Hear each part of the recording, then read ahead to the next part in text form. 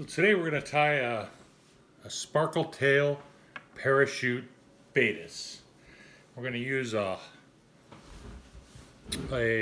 bright thread on this pattern, partly because we're going to create a hot head or a hot spot on the fly. Sometimes that is kind of a little bit of an attractor, so especially on small patterns. Over the next couple months on many western streams, we're going to see a lot of blueing olives or Baetis hatching. And you can tie this pattern with a high-vis post as well. Today we're going to utilize just poly, white poly, but you can use pink poly for a high-vis post. The tail is going to be a brown antron.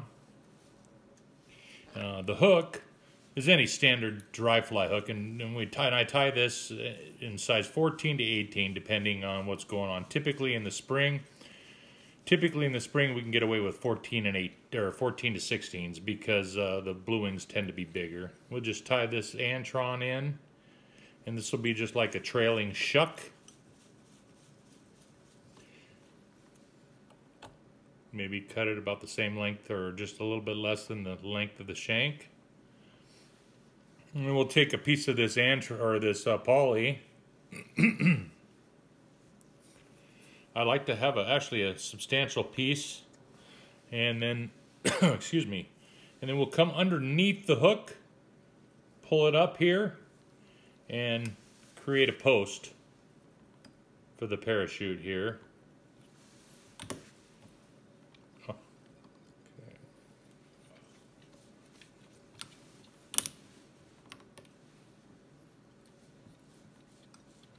Go.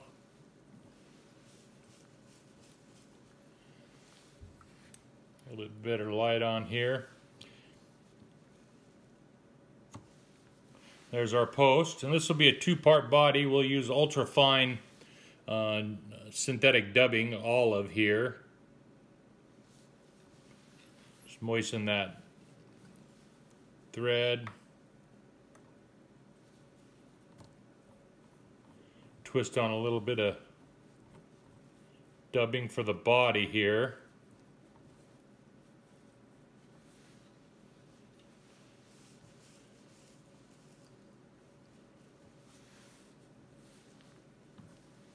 We come forward. There we go. And then we'll make the thorax out of a little bit more robust, kind of a sparkle dubbing in olive brown.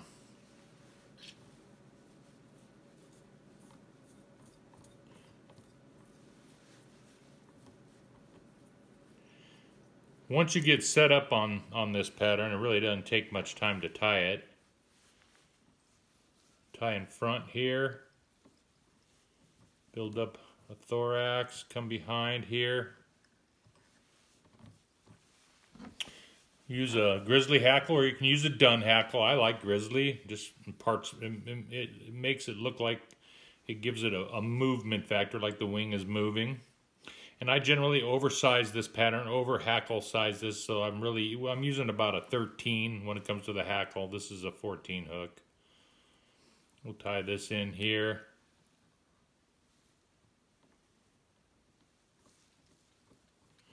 Add a little bit more dubbing to cover that orange thread in the thorax.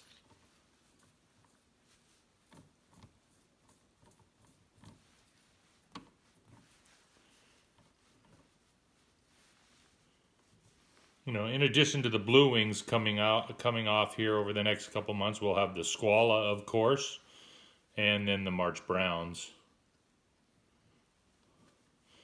So there we go.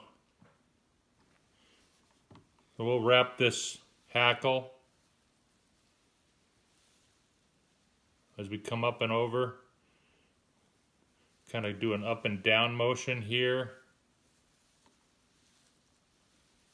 And I tend to over hackle this pattern, you know, on a lot of western stream, unless you're in really, really slow water, you can get away with a little bit bigger and a little bit more robust pattern, especially for searching patterns.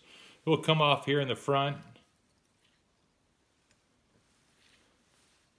tie that off. Come here and pull that hackle back, and we will make kind of a, like I said, kind of a hot spot head. Can't see anymore. There we go. A hot spot head here. And believe it or not, sometimes this little hot spot on the fly makes a difference. It's kind of like when you have, it's similar to like an egg-laying caddis. This is obviously a mayfly pattern, but at times those fish will key in on the egg layers, and if you add a little hot spot on a mayfly, at times it can make a difference as well. And we'll just half hitch this here.